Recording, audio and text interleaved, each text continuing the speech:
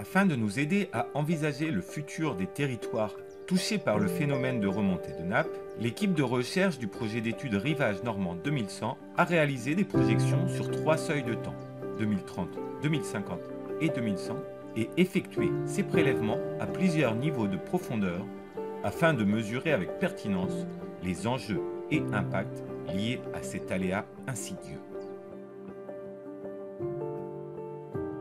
Un des impacts finalement qui est un peu à contre-courant de ce qu'on peut s'imaginer quand on veut se représenter les aléas liés à la question de l'eau ou de la submersion ou aux remontées de nappe. On a vite tendance à s'imaginer que quand on sera en crise, au moment où on aura les pieds dans l'eau. Et finalement, il y a un enjeu qui vient en amont. Dès qu'elle va commencer à impacter les réseaux, c'est-à-dire toutes les infrastructures souterraines, enterrées, via lesquelles vous avez votre électricité, votre eau, votre réseau de gaz qui passe, on va être touché collectivement, c'est-à-dire que vous n'aurez peut-être pas encore vos pieds dans l'eau dans vos maisons, mais il n'y aura peut-être plus d'électricité, peut-être plus l'eau courante. Et ça, c'est vraiment des enjeux d'infrastructure du commun qui sont extrêmement sous-estimés. Alors les secteurs impactés, ça va être déjà l'usager à travers son bien immobilier, c'est-à-dire des maisons qui risquent de subir des inondations sur de longue durée.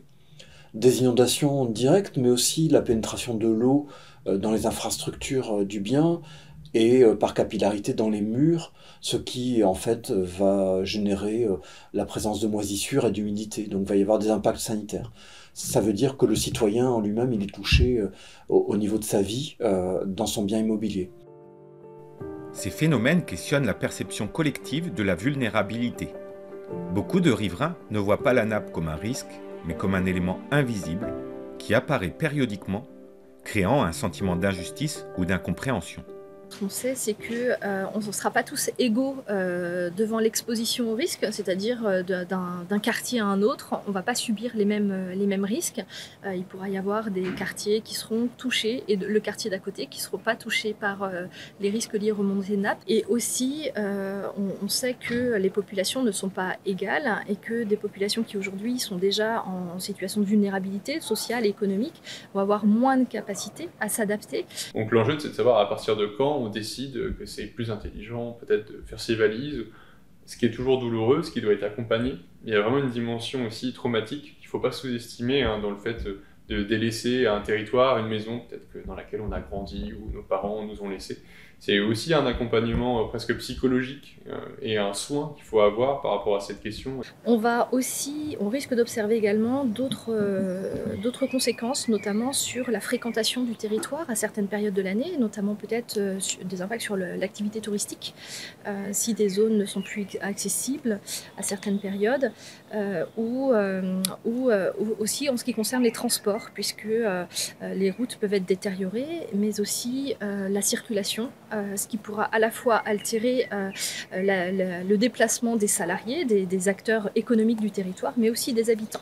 Nous avons aussi bien évidemment l'agriculture qui va être impactée, parce que l'agriculture littorale s'est implantée souvent dans des territoires de marais, qui ont été drainés depuis le Moyen-Âge ou depuis le XVIIe siècle plus intensément, et au niveau desquels la production repose sur le fait que le niveau de la nappe peut être contrôlé.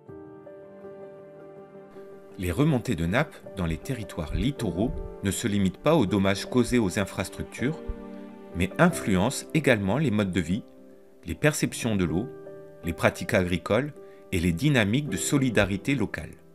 Cet aléa peut engendrer des tensions ou renforcer les solidarités entre habitants, acteurs, gestionnaires et élus, tout en questionnant la capacité des collectivités à s'adapter et réévaluer les priorités d'aménagement malgré l'attrait de la région.